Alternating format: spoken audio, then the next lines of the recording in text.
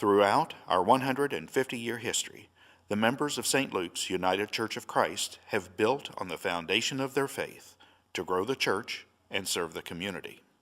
Initially, faithful German immigrants who lived in Jeffersonville rowed across the Ohio River to worship. One Sunday morning in 1859, the river had frozen over, and they were unwilling to risk the lives of their children to attend church. Thus began the history of St. Luke's. Since that time, the members of St. Luke's have put their faith in God to move forward and expand the mission of the church throughout the area. In 1861, they purchased the first Presbyterian church building, which 20 years later they renovated to suit their needs.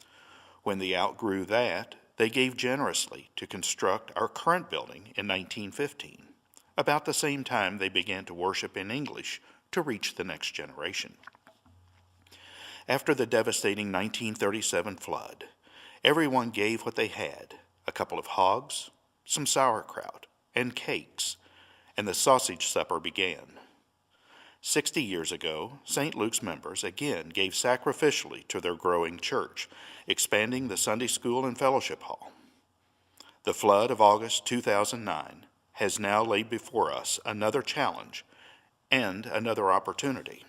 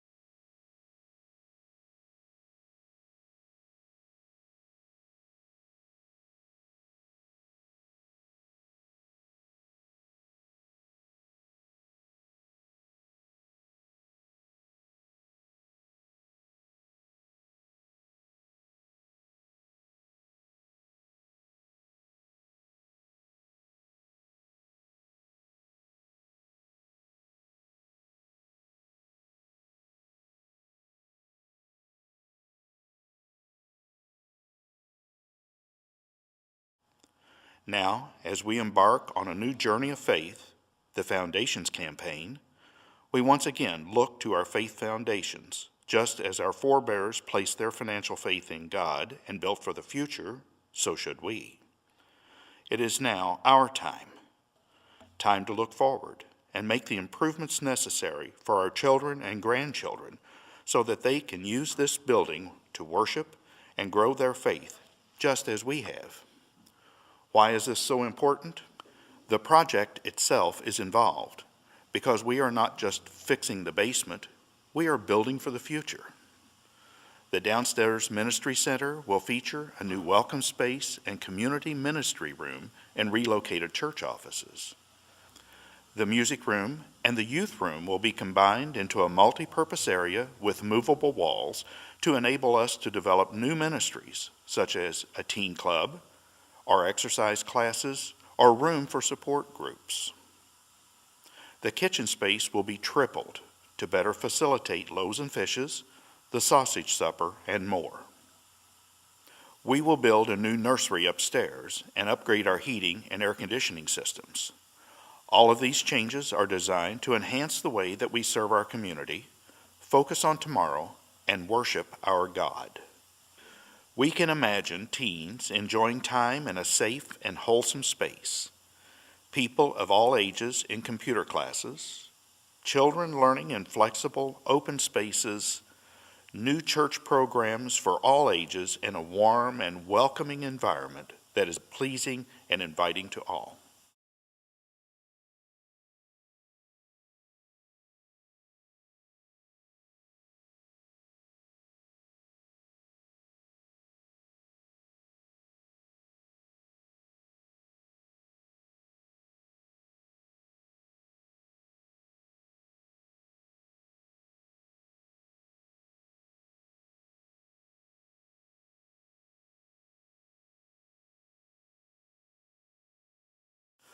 What would God say about these grand plans?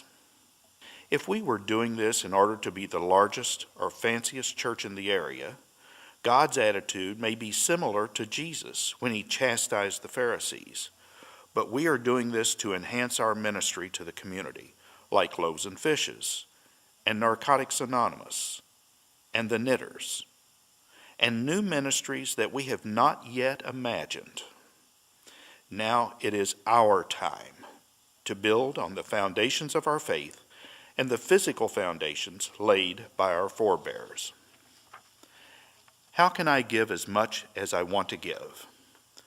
There are many ways that a person or family can make donations to the church or even other worthy causes. This type of gift is typically called sacrificial giving, in that the gift reaches beyond weekly contributions and is a more significant gift made from accumulated assets or an intentional way of giving that impacts our living. A person can give cash or shares of stock, real estate, mineral rights, jewelry, antiques, collectibles, or other assets. There will be opportunities to learn more about these and other types of gifting ideas during the Foundation's campaign.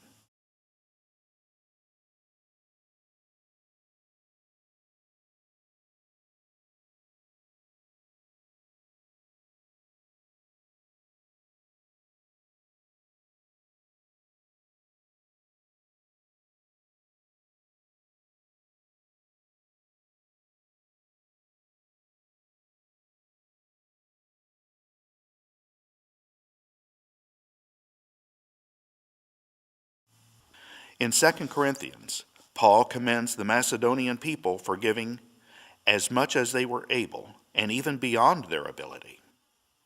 The principle of giving above and beyond a person's regular donations to the church is not intended to strip the donors of their ability to live, nor does it encourage equal giving, but rather equal sacrifice. We must remember nothing great is ever accomplished without great sacrifice. The primary goal throughout this campaign is to bring people closer to God through Bible study, discussion groups, and prayer, as we try to determine on an individual basis how much sacrifice that we are willing to make to do God's work. What is God asking of you?